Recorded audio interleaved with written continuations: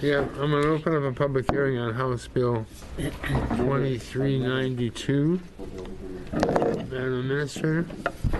Mr. Chair, members of the committee, House Bill 2392 modifies the requirements for health benefit plans to cover expenses relating to hearing loss treatments.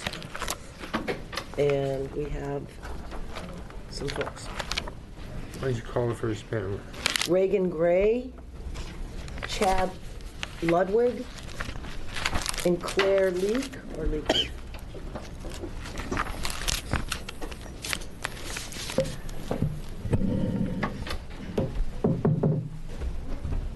Chair Greenlick and members of the committee, for the record, my name is Reagan Gray, and I am typically in front of your committee representing a client, but today I am a parent of a child with bilateral profound hearing loss. And my story is when Anya was 1 year old, we noticed that she wasn't developing speech at the rate that her older sibling had. And so we went in to get her hearing tested and found out that she had this hearing loss. And then my next thing was I needed to get her hearing aids. And that's when I ran into the problem with the current insurance mandate for covering hearing aids for kids. It obviously isn't adequate because of, and I'll tell you about the issues that I had. So I contacted my insurance provider and said, who can I go see where you guys will cover it at the highest rate that you'll cover it, that's in an in-network provider. They were able to give me one person. I contacted that person to set up an appointment, and they had a 2-year waiting list. So I contacted the insurance company again and said, okay, you've got to have somebody else that I can go to and be able to purchase these hearing aids where you guys will cover it.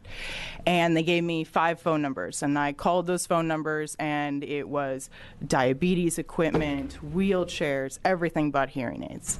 Went back to the insurance company again, got 5 more numbers, and then it devolved even further. I even got a phone number for a auto body repair shop. So at this point, I was getting pretty close to open enrollment, and so I switched insurance plans, made sure that the plan covered the pediatric audiology group at OHSU, and was able to get into an appointment in about 3 to 6 months, and finally got her hearing aids. It took me a year. Wow. A year to get her hearing aids. She was 2.5 by the time she had her own hearing aids. The other issue that I had was she needs FM, and all children need FM receivers in their hearing aids to go to school. And because teachers wear these things that are essentially microphones that'll go directly into the hearing aid. Without that, the rustling of papers, kids making noises, creates too much of a block, and they aren't getting they're not getting the sound information that they need. I also need one at home with her, and I wear it around. It helps her really hear the enunciation and hear like the T's in a word, or the S at the end of a word. And also it's a safety issue at the park. She can't hear me if she's running into the street, but she can hear me if I'm wearing this. This was not covered by insurance. I paid $3,000 out of pocket for this. So after my experience, I reached out to the Early Hearing Detection and Intervention Advisory Committee to identify folks that have experienced similar things, and it was a group of parents, educators, and providers, and from that we came up with the language that you see before you. So what this bill does is it updates the current mandate that we have in law, and what we're asking to add into that is paying for the initial and ongoing hearing evaluations for children. And I really want to stress the ongoing hearing evaluations. Their hearing changes over time, and the hearing aids need to be tweaked to deal with that. And so we really need to be covering those appointments. Fitting and verification processes when they dispense the hearing aids. supplies required for the use of the hearing aids, like the ear molds, and these ear molds need to be remolded often because children grow, and as soon as there's a little bit of space where air can get in, it's just this feedback, that high-pitched feedback noise that the kids get, and essentially the hearing aid doesn't work for them at that point. Also covering equipment like this, the FM systems and other assistive listening devices.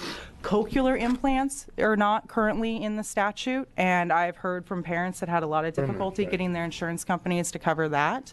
And cochlear implants are amazing in allowing children that weren't able to benefit from hearing aids to now access sound. I remember putting that as a statute. Well, we put a hearing aid mandate into the statute, I believe it was Cochlear in implant. 2009, but cochlear is not listed in there, in the statute, the current statute, so we ended up adding it in the language. The other thing was requiring insurance companies to contract with an adequate number of pediatric audiologists so that the situation that I had doesn't happen again. I wanted to thank the committee for introducing this bill as a committee bill and giving us the opportunity to speak on it. I've heard the story from other parents. I've heard similar stories from providers. I kind of take the opportunity now every time I have an appointment with a new provider and ask them, what kind of problems have you had with billing, or what kind of issues are you having with, are you seeing your families having with access and costs? And I think that we've identified a lot of issues in this piece of legislation, and I really hope that we can do this session. Thank you.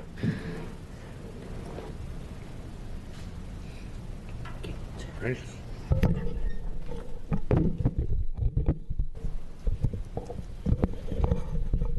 Okay.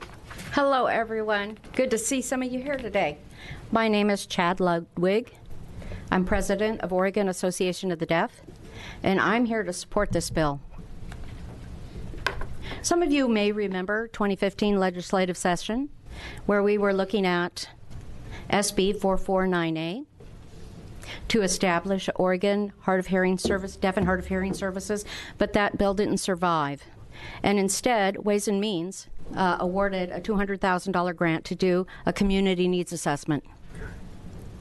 A Western Oregon University did that report, and that report was posted last December. Part of the community needs assessment, the university met with a lot of families and parents and healthcare professionals. And the stories were overwhelming about the critical needs of access, needs for audiologists and hearing aids. That there was a need because they weren't involved without that. There was issues of isolation, of separation, of depression. And so we wanted to take time to recognize those needs and ask you to really support this bill.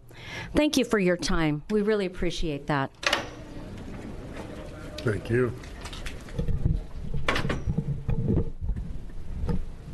Good afternoon, Chair Greenlick and members of the committee. My name is Claire Leek. I'm here in support of House Bill 2392, which, as you know, is to update the current hearing aid mandate. I am a speech and language pathologist who works exclusively with children with hearing loss to help them develop their listening and spoken language skills. I cannot reiterate enough the importance of early diagnosis, early access to sound, and quality intervention. When these components are in place, children with hearing loss are able to overcome the challenges of having a hearing loss. They may attend their neighborhood school alongside hearing peers, require fewer special education services, and become productive members of our community. Denials, long waits for evaluations, and high out-of-pocket expenses for necessary equipment should not prevent our children with hearing loss from receiving or from achieving their full potential. Families and employers who pay for private insurance should be able to depend on their insurance to cover the services and technologies that are necessary to help grow babies' brains. Our families know time is precious, and we want insurance companies to acknowledge that too. So Reagan covered a few components of the bill, but I want to reiterate some of the components. So the bill would update legislation to cover all evaluations which are necessary for audiologists to track children's hearing losses over time, as they may fluctuate or change and new equipment might be needed. It would require the coverage for the fitting and verification procedure, which is the procedure an audiologist does to make sure that the hearing aid or cochlear implant is providing the benefit that the child needs. Finally, it would cover additional supplies like batteries or ear molds that are needed to make sure a hearing aid works. A hearing aid does not function without those pieces. And finally, it would cover repairs for hearing aids. A child, on average, hears 12,000 words a day. So when a child's equipment is not working, they're missing out on the critical language that they need to build their baby's brains. When they're missing a year because of long waits, they're missing out on thousands and thousands and thousands of words. I also just want to speak briefly on the assistive listening devices that are covered in this bill, so FM and DM systems. Briefly, please. Yeah. So those, again, help children hear in noise and at a distance, which are necessary in a lot of environments that children participate in, like church, sporting events, for safety, and to hear friends at a birthday party. And then finally, it would cover cochlear implants when medically necessary. As far as I know, there's only one state in the United States that covers both hearing aids and cochlear implants for children, the state of Wisconsin. That's my birth state, and I would be honored if my current home state joined the ranks and really showed families that we care about children with hearing loss, and that when a child is born with hearing loss in this state, and there's about 100 a year, our families know and can rest assured that their children are covered. Thank you. Are there any questions to this panel? Would you call the next panel, please? Orla Maloon, Ann Smith, Amanda Haas,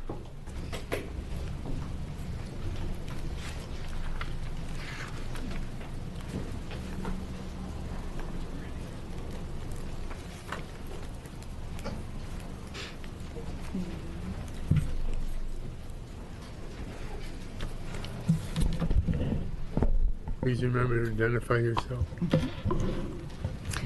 Good afternoon, and thank you for this opportunity. My name is Arla Mellum, and I am a pediatric/educational audiologist working at Columbia Regional Program for deaf and hard of hearing students in Portland, Oregon. And our staff provides services to over 500 children across 4 counties who are aged birth to 21 years who've been diagnosed with hearing loss. And I'm here to testify in favor of House Bill 2392, which would change the mandate requiring private insurance providers to include the necessary services and technology to the deaf and hard of hearing students who require these components so that they can maximally access their education and achieve their true learning potential. These services would include paying for hearing evaluations, providing appropriate hearing aids or cochlear implants and their upgrades, and subsidizing other equipment such as FM systems or assistive listening devices, which Reagan spoke about, accessories and replacement parts. The problem has been that research has shown that if children are not identified early and are not amplified appropriately and consistently, they may fall further and further behind their hearing peers in areas of auditory development, speech and language acquisition, social skills, literacy, and academics. And there are some statistics out there that show that children who do not receive treatment for hearing loss cost the education system an additional $420,000 and are faced with overall lifetime costs of $1 million in special education, lost wages, and health complications. And in my experience, and I've been doing this a long time, private insurance companies have not always paid for what we need them to pay for. They haven't always paid for ongoing hearing evaluations, which is absolutely critical as the first step in determining appropriate treatments for children.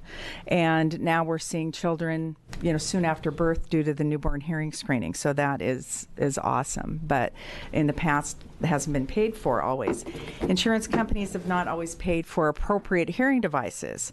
And I've seen families be so stressed and troubled and confused about where they're going to get the money for these hearing aids. And we've had to scramble around trying to find alternative funding sources. And this is, we need to have this mandated, whether it's for one ear or both ears. Families have not routinely been able to upgrade their children's devices to keep up with changes to their child's hearing loss. As Reagan was saying, kids' hearing losses do change, changes in their needs to listen, and changes in technology. And as you, I'm sure, know, hearing aids, cochlear implants, they're miniature computers. And we have to keep up with changes in technology to provide kids what they need. And we have to fit them properly. We have to verify them, which is the job of the audiologist. And we need to make frequent changes to programming, especially for young children who are just learning language. We need to cover non-warranty repairs of the equipment, ear molds, and batteries, which has been talked about. And in the past, and we've talked about FM systems, which is as if you could take the child's ear off their head and put it next to the speaker. We all know, if you have normal hearing or hearing loss, noise is very challenging, and it's especially a challenge and a struggle for deaf and hard of hearing students, whether they're babies or they're seniors in high school and beyond. I'm going to ask you to wrap up. Oh, okay. Please. So anyway, we need to have FM systems funded. We need to have cochlear implants funded, so these children who don't benefit from hearing aids can have access to sound, and they're never off the air. Their equipment's always working.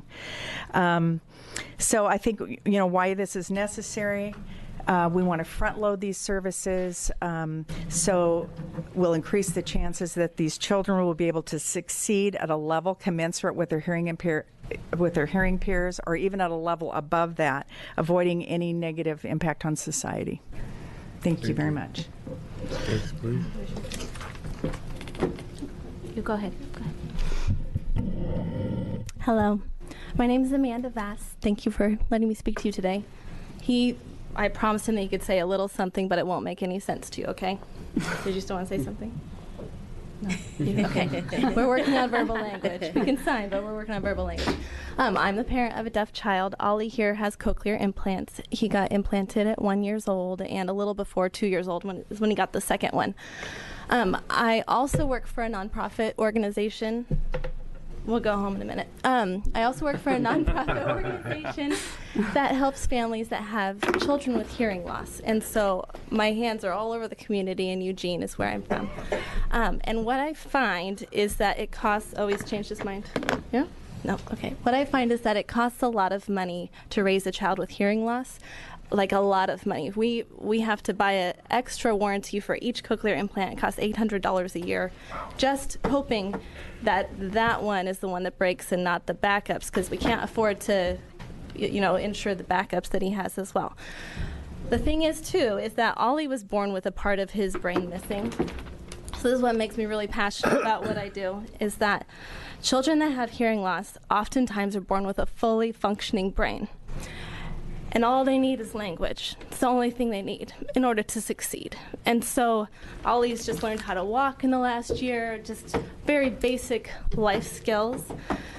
And everything comes so hard for him. But you have all these kids, sorry, I digress. But I still see his main thing of hearing loss being like the main disability that we need to work on, because it's how he has access to learning and to language and to the world. I'd rather he be bedridden with language than out in the world walking with zero language. So for children that I see in our community, parents are not able to afford all the things that insurance has, all these nooks and crannies of, well, we can pay for this, but we can't pay for this. And it just so happens that it's going to cost you hundreds of or thousands of dollars. So if we could help parents afford raising a child with hearing loss, we would really make huge strides in the community to have the children with hearing loss be able to read at a kindergarten level when they go to kindergarten and keep up with their peers, with their hearing peers. So I think that there could be a lot of good just for society as a whole if we had children with hearing loss able to keep up with their hearing peers. Thank you. Thank you. Yes, please. Okay. Chair Greenlick and members of the House Committee on Health Care, my name is Ann Smythe, and I'm speaking to you today as a parent of a child with hearing loss and as a teacher of the deaf and hard of hearing.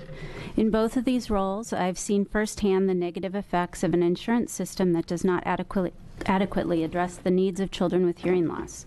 We know that when children with hearing loss are identified at birth, properly fitted with hearing devices by 3 months, and in early intervention programs by 6 months, that they have every possibility of developing age-appropriate speech and language and academic skills. Many will never even need special education services in school. Knowing what is possible for babies born with hearing loss makes it all the more tragic when their families are not able to access the proper equipment and services for their child. Reagan testified earlier about her insurance only offering one in-network audiologist with a 2-year wait list who wasn't even dealing with pediatrics. When families get a diagnosis of deafness, they're told time is of the essence and that they need to get amplification and start services immediately in order to access the short window of time a child's brain has to make sense of sound and learn language. Navigating the insurance process during the midst of this terrible diagnosis for a family with a newborn is daunting, to say the least. My own daughter was denied a second implant based on the fact that the device was experimental in spite of massive amount of research to the contrary. It took a year and help from a lawyer to get the denial reversed. In the meantime, she lost a year of valuable time when her brain was not hearing with 2 ears. Brain research tells us that kids with hearing loss do not have time to wait. This is a brain emergency. As a result of the great delay in getting her second implant, my daughter will never hear as well with that ear as she does with the other ear. If I had had someone to help me understand the process and explain the devices she needed with the insurance company, such as a case manager component that is in this bill, that would have been an immense help. So, the insurance company cover the cochlear implant? What? I'm sorry. Did the insurance company cover the cochlear implant for you? This was several years ago, so they weren't covering those standardly. Now more insurance does cover them, but I'm not sure if all of them do. So FMs are a tool that have become a necessity for deaf children. They not only help the child access learning in the classroom, but they also help the child hear during sports, hear when their parent tells them not to run in the street, hear in noisy play areas. FMs are part of the deaf child's best chance at reaching his or her full potential, and these should be covered by insurance. Fortunately, all these problems are solvable. Insurance can help families with a deaf child access the equipment and professionals they need to reach their full potential. What's more, it's a problem we should all want to solve, as it will lead to better outcomes for deaf children and less cost in special ed services down the road. This is the outcome we want for all our children. Please help make it happen. Thank you very much. Will you call the next panel, please? I will. The last two are Elise Brown and Jessica Adamson.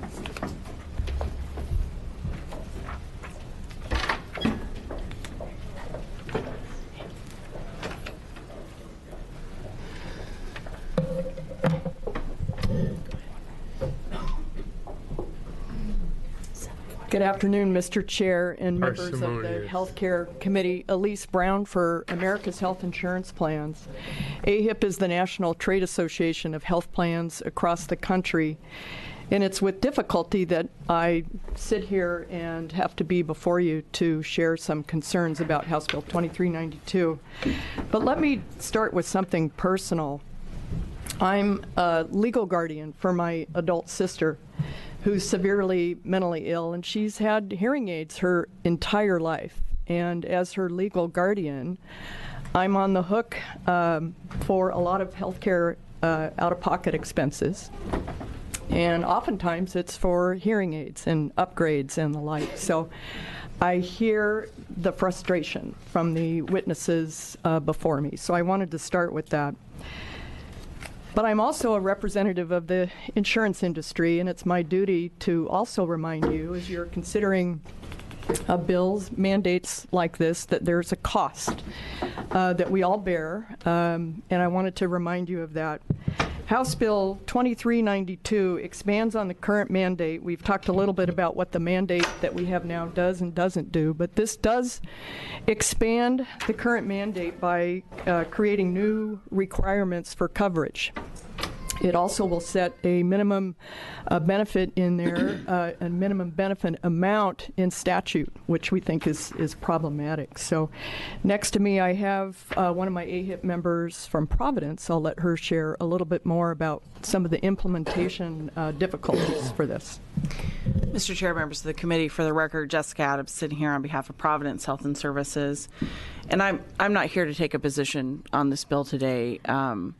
The policy choice of whether expanding this mandate is up to you, and we defer to the wisdom of this body. I would not, however, be doing my job if I didn't raise what Elise just did, which is there is a cost associated with this. And again, we just want to make sure that as you make this decision that you're aware that there are rate impacts to increasing and to mandating a certain level of service. But again, the policy choice rests with you, and we are not taking a position as to whether or not that ought to occur. One point I do want to raise, though, we would like to work with the advocates if this bill moves forward, specifically about the network requirements. As we understand the language today, it would be a certain amount per thousand on a health benefit plan. And so if you're looking at, for example, the individual market, and we represent about half of the individual market in Oregon, depending on the ebb and flow of how many folks that is, we're concerned about making sure that we can contract with enough folks to meet that requirement, and knowing that we try and set networks before we go out to the individual market. If there is a shift in that, being able to make sure that we can get enough specialists within that network. So setting that number is going to be important that we get that right. It's a conversation. Man. Fire alarm? Didn't realize